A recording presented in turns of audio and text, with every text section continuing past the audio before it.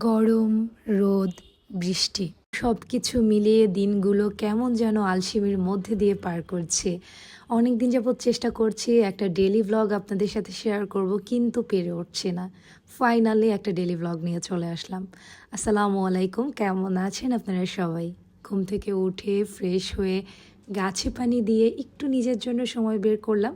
এরপর আমি আমার ব্রেকফাস্টটা করে নিলাম। আগের দিন রাতে দেখলাম বাসায় অনেক জিনিসপত্র শেষ হয়ে গেছে, তাই সকালবেলা কাজগুলো গুছিয়ে আগের দিন রাতের লিস্টটা নিয়ে চলে গেলাম স্বপ্নে। আমার বাসা থেকে 1 থেকে 1.5 মিনিট লাগে স্বপ্নে যেতে। আর আমার নতুন বাসার পজিশনটা খুবই সুন্দর, মেইন রাস্তা, স্বপ্ন, হসপিটাল, একটা ছোট পার্ক, সব কিছু মিলিয়ে বাসাটা খুবই ভালো হয়েছে। এরপর বাসায় ব্যাক করি, কেনাকাটা করে ব্যাক করেই দুপুরের রান্নার আয়োজন করি। রান্নার তালিকায় ছিল কাঁচা কাঁঠাল, সাথে ছিল একদম তরতাজা লাউ শাক আর একটু আমডাল। পরবর্তীতে রান্না করতে গিয়ে যেটা মনে হলো যে আমরা দুজন এত তরকারি রান্না করলে তো নষ্ট হয়ে যাবে, তাই লাউ শাকটা স্কিপ করলাম। কাঁচা কাঁঠাল রান্নার যে ব্যাপারটা, এটা কিন্তু আমার কোনো আইডিয়া ছিল না। আমি বিভিন্ন রেসিপি দেখে, ভিডিও দেখে নিজের মতো করে রান্না করেছি।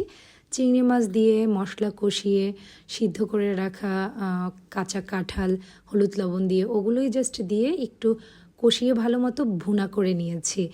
আর আমি রান্নায় অত বেশি এক্সপার্ট না। শুরু থেকে যারা আমার ভিডিও দেখেন, ব্লগ দেখেন, তারা জানেন আমার রান্নাবান্না অলমোস্ট শেষের দিকে।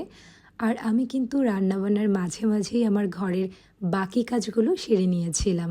এরপরে শাওয়ার নিয়ে আমরা আমাদের লাঞ্চটা সেরে ফেলি। প্রথমবার রান্না হিসেবে কাঁচা কাঁঠালের যেই রান্নাটা, এটা কিন্তু খুব বেশি খারাপ হয়নি। আমার বর বলেছে যে না, ভালো হয়েছে। তো এরপরে আমার কিছু ম্যাক্রামের দড়ি খুঁজে পাই, সেটা দিয়ে একটা কিছু বানানোর চেষ্টা করি, আপনাদের সাথে পরে শেয়ার করব। এই ছিল আমার একটা নিত্যদিনকার গল্প।